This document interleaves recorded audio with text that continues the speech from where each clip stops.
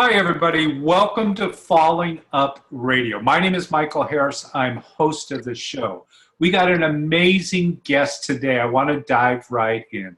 Our guest is really a world-class and world-renowned yoga teacher, seminar leader. She's done so much. In 2007, she won the USA Yoga Championship and the World Yoga Championship.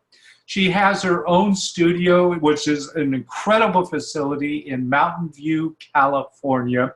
They teach Bikram Yoga, they teach family yoga, yin yoga, hot Pilates. They've really got a well-rounded studio.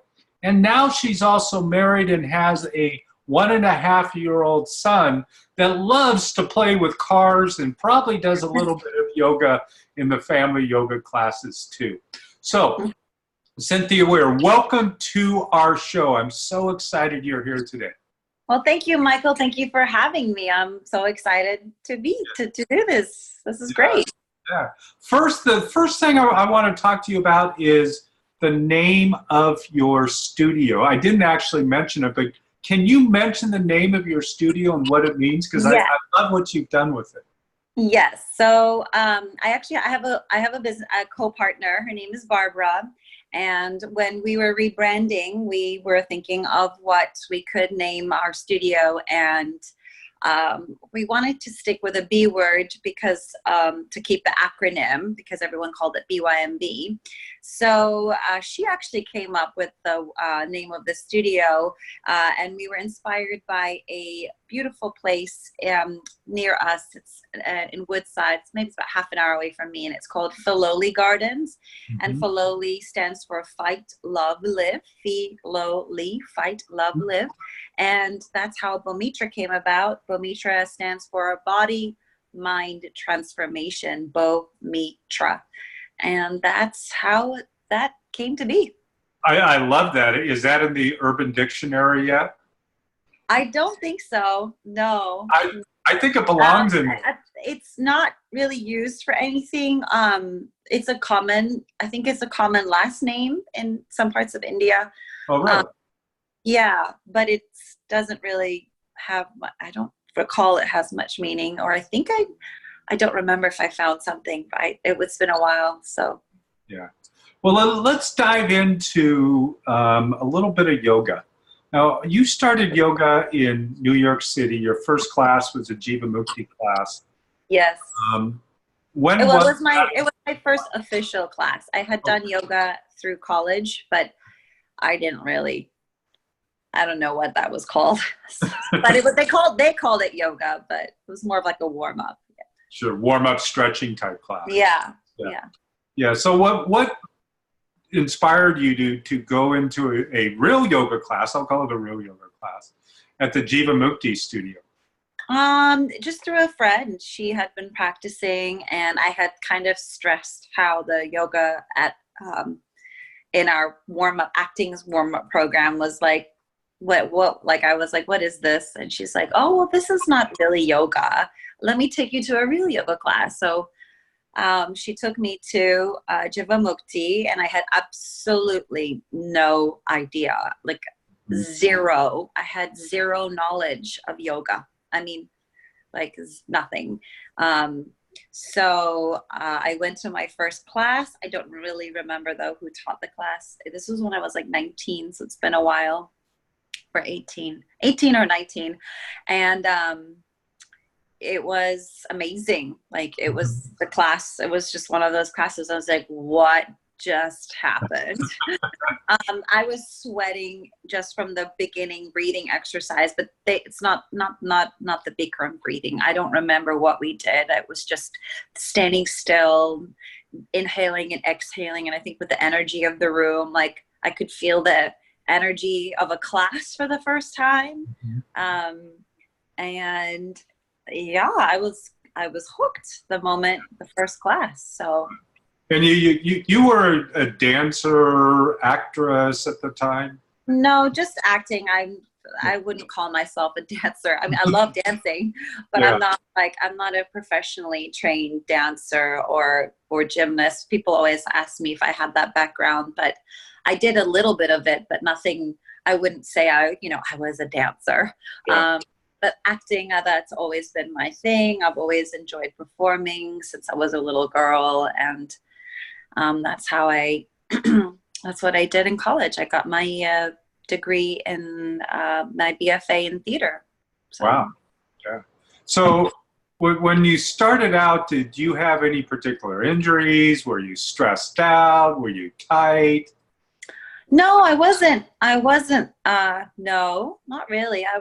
I guess I was tight, in the general sense of like being a beginner to yoga, but I did have some natural flexibility for sure, which grew over the years. I mean, I got more flexible after I won the championships. But I think in college, I don't know, it's like everyone has their downs. I don't know if it was depression or whatnot. But I felt, even though like New York is a very tough place. So I think I went through the ups and downs of like being in college and away from my parents. And I think that the yoga definitely helped me begin to learn to love myself for like who I am and accept rather than reject. And I got like my first taste in like ownership of who I am. Mm-hmm. And so how long were you doing Jivamukti? Because I know that at some point you also tried some Bikram Yoga, the hot yoga. Yes. So I practiced Jivamukti and also all different other kinds. I did some Ashtanga, not at Jivamukti. So I did Jivamukti was like my home base for 5 years. And then I did a little bit of hopping around the city. I don't remember some of the names of the studios, but I just hopped and took classes from different people, did Ashtanga a little bit. And then some of the teachers left Jivamukti and did their own thing. So I kind of followed a few of those teachers wherever they went, teachers that resonated with me. And I was at the same time, after I graduated from college, I was a temp working in a company. And I was moving around, and I had a kind of a temporary temp job in Times Square, and that was really far away from Jivamukti. So I was like, I need to find a closer studio to me, whatever. I was like, let me just find something. And it happened to be Bikram Yoga on 48th and 8th. So, which I know just recently closed, which is so sad.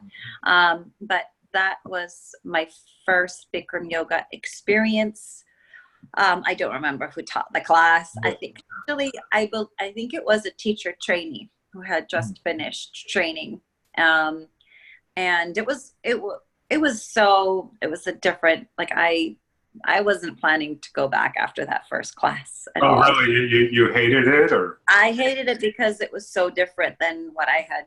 It's very different. If you do Ashtanga and you do like a lot of kind of vinyasa flow, and chanting and music, which there's none of that in Bikram. So I was like I just didn't like it. But this is the story. My story is that 2 hours after I took my first Bikram class, I was just like flying. I was like, why do I feel so good? Like I felt like I had a lot of coffee and I hadn't had any. So I was like, maybe it's something to do with that class.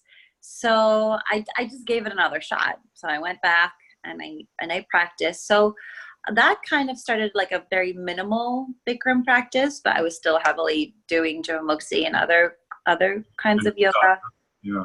And then so that was my beginning like life of yoga. And then when I moved to LA, that's when my whole Bikram chapter began.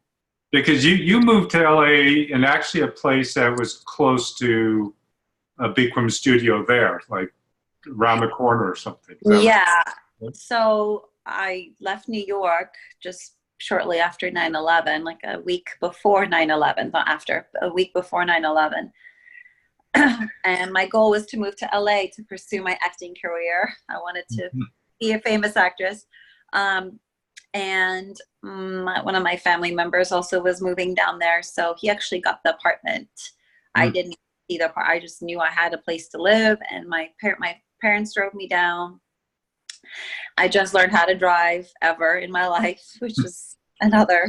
Well, you didn't need to in New York, you know. Yeah, but and then I lived in Asia most of my life too, prior to that, so I never had to drive. And it happened. So I moved into this apartment in Culver City, and I was searching for a close yoga studio, and it said, "Oh, Bikram Yoga," and I was like, "Oh, okay."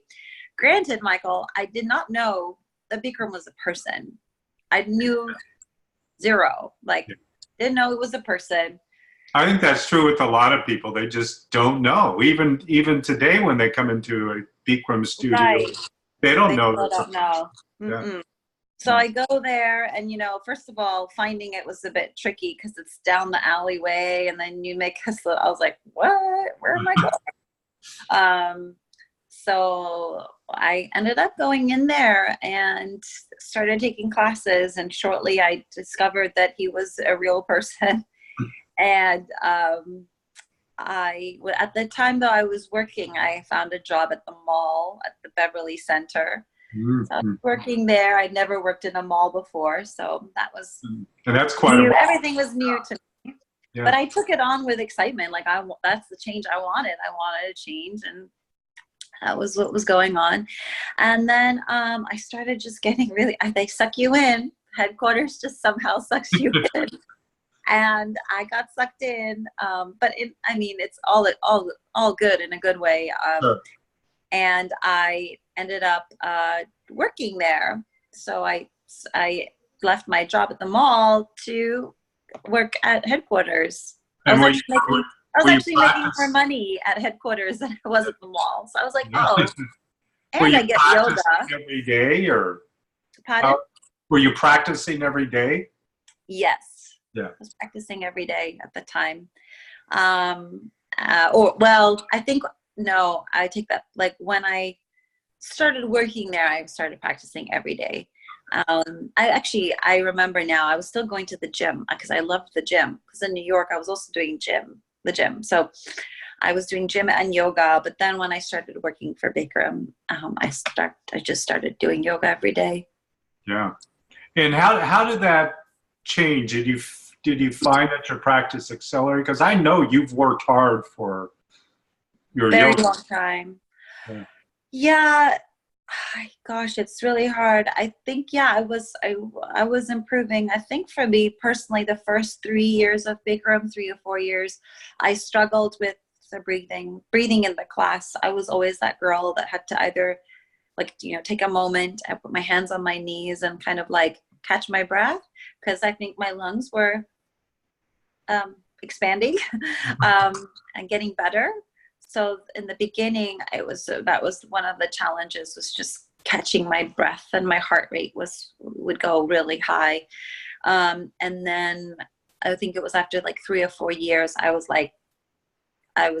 able to withstand a whole class and get stronger. And the whole flexibility thing though, that just came way after I became a teacher. Yeah. I was naturally flexible, but meaning flexibility with intention, flexibility with alignment and thought, flexibility with with just consciousness, not oh, I'm flexible and I can do this. So there's almost a difference between flexibility, good flexibility, and almost that flexibility where you open. And I don't necessarily just mean that physical opening. I mean that internal energetic opening. Is that what you're talking about? Absolutely. That was it. Truly focusing on not just flexibility, but everything else. Because I had the flexibility, but I needed everything else to go with that, to create this shape, to create this asana that. And you were taking class a lot from Bikram, Rajashri, Emmy. Yeah, when I first started, so I started practicing there, I think fall of like very late 2001 or early 2002. And I remember seeing the teacher trainings going on, but at that time I wasn't working for Bikram. I think I started working for him fall of 2002. So spring 2002, I would go, and my teachers were, Bikram and Kellyanne and Cindy Kaufman, Mira Portence, Juan. Those were some of the few teachers that I practiced a lot. What's her name? Oh, I don't remember. It'll come to me. But yeah, there's a few more teachers. And Rajashri. Yeah, of course. And when did you jump into the advanced class? Did you do that pretty quickly once you were there? No, I didn't. I started it right after teacher training. Oh. I was actually invited to take advanced class with Jason. But then when Jason saw me and didn't know who I was, he was like, nope. I was like, okay. So I went after training. I went after teacher training. I took Emmy's class, and she was very hard on me. My first class. It took me a month after I did my first advanced class to come back. Really? I felt really like ashamed. I was like, oh my God, I suck. And then she said some funny things, but it was all, she was right. I mean, she said was, she said was right, but at the time I was like, yeah. So I went back, and then it was just like, she just worked with me. Like she just taught me. And then the competition started shortly after I became a teacher, like literally weeks, like 2 weeks after I became a teacher, I was competing. Yeah. Wow. The first ever competition. Going back a moment for the advanced class, a lot of people don't even realize that the Bikram system, that there's beginning 26 and 2, and then there's the advanced class. And much of the beginning class, having done a lot of it myself and advanced a lot in LA at one point, you take the beginning class first to warm up for the advanced class. Correct. Yeah. Yeah. So yeah. I would teach, take. Yeah. That would be my schedule 3 days a week. Teach, take.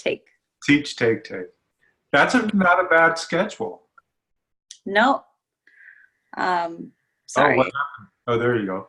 Yes. Yeah, that was my schedule for quite some time. And then you started mentioning the competition. What happened when you started doing that? And especially, the idea that competition is not part of yoga and all of that, and what your experience was as you started getting into that. Because, it's like people don't think that there's competition, but I think yoga, you're driving down the street, and are you going to go to yoga, or you could go do something else? And that may not be the traditional thought that we think of as competition, but that's competition of in your mind, deciding what to do, where to go, and, those two different thoughts are competing. So what was your experience when you started it? What I thought about it when it first started? Well, it was all new to me. I had no idea what I was doing. I just knew there was a format that I had to follow. And it wasn't until maybe year 2 or year 3 that I was like, oh, this is something that's making my practice better, right? And I was just becoming more aware and conscious of like every single thing, because in the 3 minutes you're on the stage, your consciousness level you're in it, you're in the moment. And in terms of like competition, yeah, I mean, we've had this backlash, so to say, of like, how can yoga be a competitive sport? But you're right, like everything in our life is competitive. When you go into a yoga room and you're on your yoga mat, what are you competing against? You're competing against your mind, you're competing against your breath, the thoughts in your mind, thoughts competing against one another in your mind. So I know this has been said before in other interviews and articles out there, but it really is it's a sacred spot on a stage that you get to share who you are. And there is a judging method like other competitions, but as an athlete, the whole idea is it's you against you against your breath, you against your mind. And what happens from that is a story is told in 3 minutes. So I think that when you go to see these things and you go backstage and you meet the athletes or you talk to them, that's what they're going to tell you, that they're doing it for themselves. They're doing it for the love of yoga, for inspiration. And I mean, it's like, what is wrong with that? There's nothing wrong with that. That's like a great thing that we can do, is to inspire and to get more people to try something new. Yeah. And I think it just gets ugly. We all, our culture, we're always looking for that negative thing. We're always looking for something. We want to put a shadow on the good stuff. That's part of our culture. So that's exactly what, I think like our society does, like yoga competition. Oh, it's inspiring. It's great. Oh, but it's not the right way. Like, what is the right way? Yeah. So when you won in 2007, first at the USA and then the world, do you remember what was going through your mind at the time? Yeah, I do. I was literally in a space of complete excitement and freedom. And when I say freedom, I wasn't planning to compete the year that I won. I actually very strongly told myself that I was not going to do any more competition after 2006 for various reasons. And at the time I was working, I had moved to Northern California and started working with Michelle Bernard and Bikram Yoga San Jose, who's my best friend. And she was considering, she was going to compete. She's like, oh my gosh, you should do this with me. We could do this together. And And I was like, oh, I don't know if I can do this again. And then like, I don't know. I somehow ended up doing it, but I was in such a place of like, letting go. I didn't care. 2006 prior, I was caring so much. I cared so much about everything. And 2007, I was like, I don't care if I come last. I was like, I remember telling people, I'm like, I'll throw myself a party if I come last. Right. I was that, like, there was a little bit of anger, a little bit of excitement and all this freedom. And I just was like, let's do this, like gung ho. And then, and that's what happened. So what was going through my mind was just like music. I was listening to music. Music was going through my mind. My father was sick. I was dedicating all my energy and my practice and my performance to him. And I was just like, this was just another day, having a fun experience. And then when I actually won, I was like, OMG, like, what just happened? So it was then after that, you spent a year or so traveling around and talking about yoga and doing seminars and demonstrating. Yep. I you and Kate did about 6 months, six months, not a year, like 6-7 months of traveling with Kay Ha, who was our champion. And we were kind of the first champions to do a tour of any kind. And we started, our first trip was to Portugal. We did a yoga thing there. We traveled to Singapore. We went to Paris. We went to all over the US, New York, Texas. We did an amazing tour. And that was when my practice actually changed. Really? Was during that tour. Yeah. How because I was demonstrating all the time. So it was like competition, you're on it, right? All the time. So when you're demonstrating, you're on it. And it was just like my body just totally changed after being on it for like 6 months. Yeah. Wow. Now, today, you're not doing the competitions, but you're judging. Yep. Yeah. And you're doing that in California as well as international? I'm not doing international right now. That involves some traveling. But I did the regionals last year, and I did the latest nationals in Lynchburg, Virginia. We were at the State Games of America. And I am judging again this season, and there are some new rules and a little bit of a different format this year, which is very different from previous. So that should be interesting. And with any sport, things change and evolve. You either go with the waters or you go against the waters. It's up to you. Yeah. So what do you think over the years has maybe been your biggest challenge that you've overcome with yoga, or maybe something that came about that maybe you didn't know? Maybe it was the competition, maybe it was something else, maybe it was something personal that shifted. I know when your dad passed that was Yeah. a challenge. Yeah, I mean, everything in life, there's so many challenges, so many, and whether it's an injury or the death of a parent, or even having a child has been the biggest challenge. Like I barely practice as much as I used to, and which is fine. I'm actually so at peace with that. I'm not at home going, oh my God, I really wish I'd be practicing every day. Like I am not in that space. Yeah. So I'm actually really happy with myself that I am not in that space. But that's yoga too. Yeah, exactly. Yeah. And I am still teaching a lot, and I'm practicing, just not every day. And definitely I have some hip and back stuff that came about of years and years of probably overdoing it. Yeah. Just, it's like, you're like, oh, well, how can you how could yoga do that?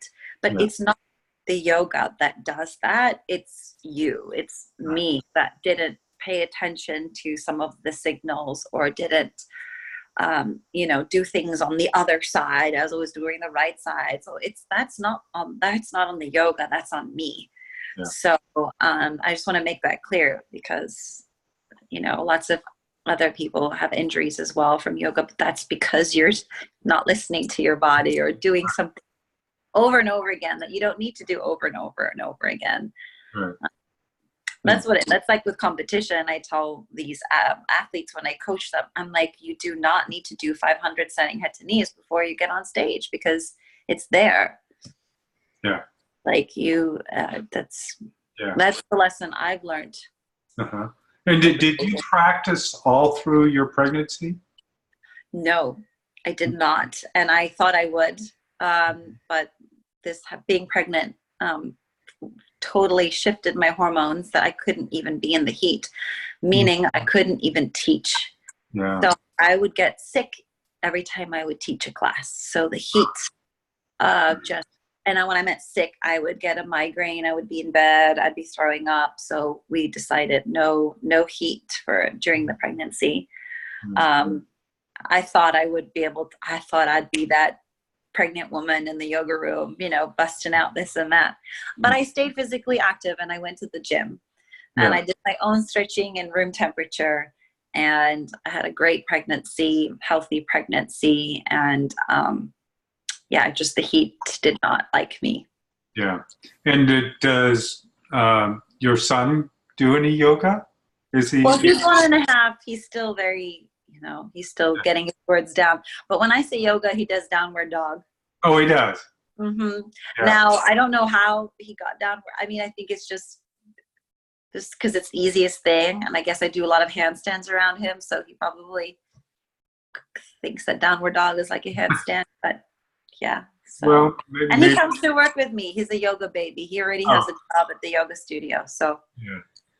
Maybe he was a yogi in a previous life. Who knows? Who knows? Yeah.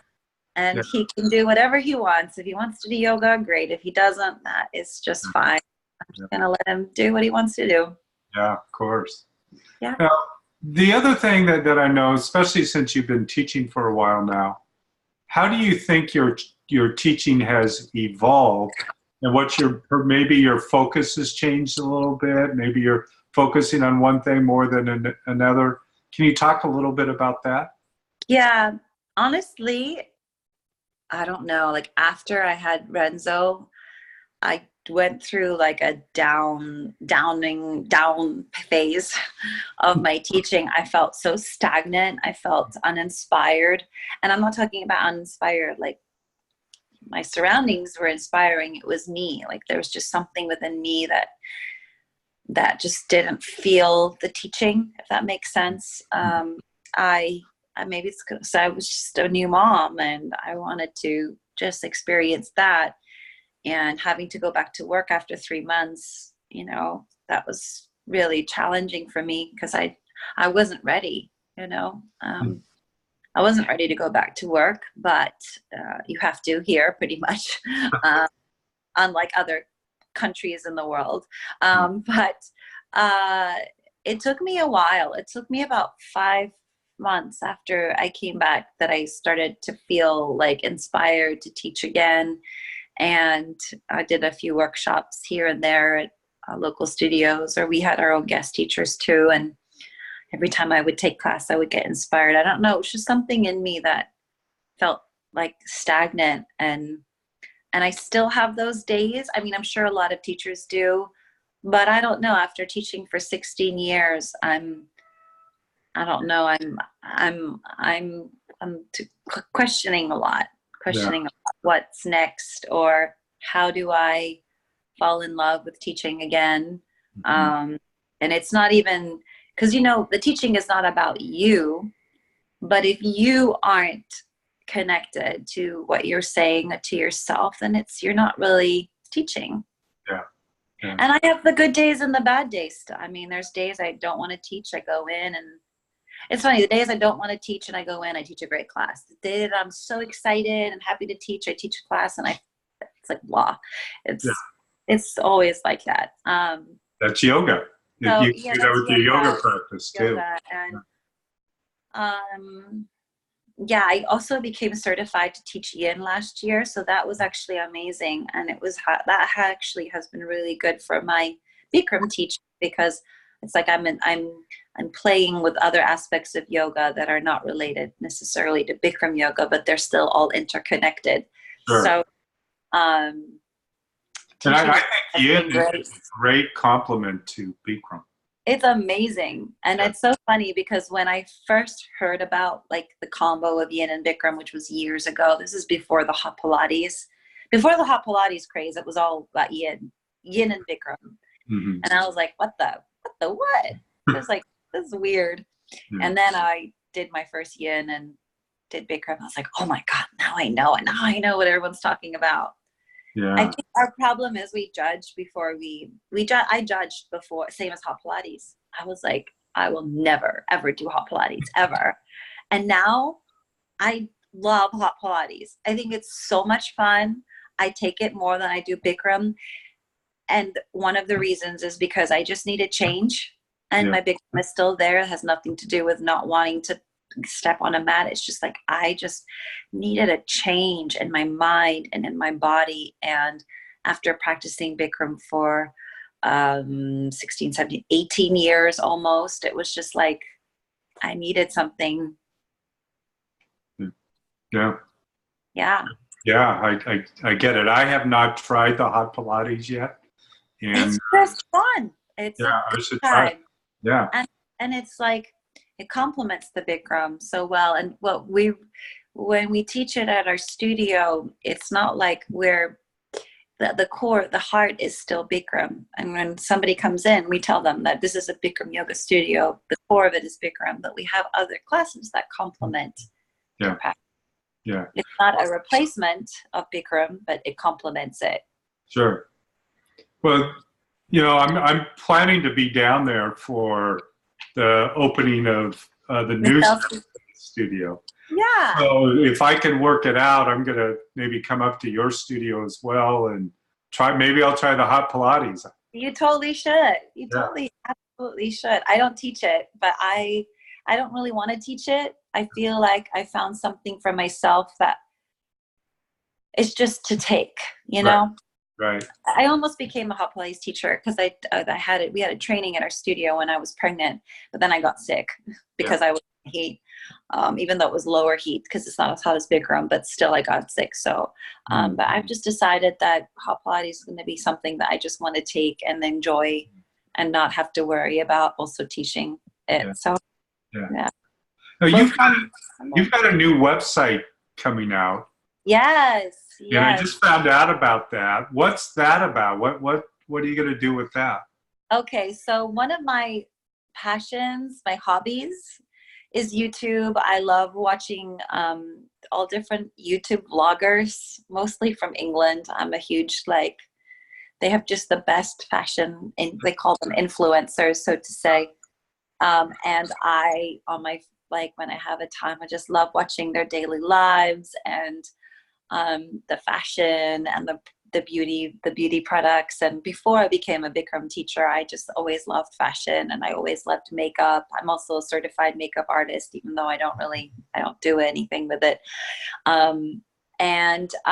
So this has been going on in my mind for like the last 4 or 5 years that I wanted to do vlogging. So I did start a YouTube channel, but I only did like 5 or 6 videos, and it's still up. It's very, very amateur, but I started it. The most important thing was that I started it. Absolutely. At this point, with being a mom, I think vlogging is more challenging for me. I would love to eventually pick that up again, but so I am now going to start with blogging. But the name of my YouTube channel and the name of my website, they're exactly the same. So my channel is called It's a Syntastic Life, and the website is called itsasyntasticlife.com. And it's basically just sharing my love of like different fashion and beauty and yoga and lifestyle. I've written about, I think, just 5 blogs right now that are going to be launched anytime soon. And I'm just excited to share. It's all about sharing. Who knows what it will bring. But yeah. Yeah. Can you spell it out? Yes. So instead of like, it's a wonderful life, it's a syntastic life. So it's a CYNTASTIC. Oh, cool. Yeah. Syntastic. Yeah. Yeah. And depending upon where you guys are listening to it, you might be listening on Apple or Stitcher, iHeart, or one of those places. You can always go to fallingupradio.com to Cynthia's episode, and we'll have that on the episode page. So if you didn't get it written down, you'll be able to see that right there and click on it and to be able to connect with her if you'd like. Please, yes. Yeah. So I have a couple more questions, and you know, especially since you and I have done yoga for a long time, and sometimes I know for myself, I'm becoming a lot more open and compassionate with the way that I teach, and much more accepting than maybe I was 20 years ago or something. And it's easy to often forget what yoga is like for the person who really hasn't done it or hasn't done it much. So do you have any thoughts for that new student that may want to start yoga or is just starting, or how to do it? It's really just about stepping into the room. It's just, if you feel that pull to try something new, or if you have a little inkling of a feeling to have a practice, then just give it a go, give it a try. And I think one of the hardest things for a new person is consistency and frequency. So what I would just, I really try to tell all the newbies is just to not question everything. Just not question, because we are masters of questions and complications. That's who we are. And I think this yoga practice teaches us to be like masters of peace and like silence. So to stop questioning every single thing and just show up. Yeah. I think that's great insight. And if you're new and you haven't tried it, definitely give it a shot.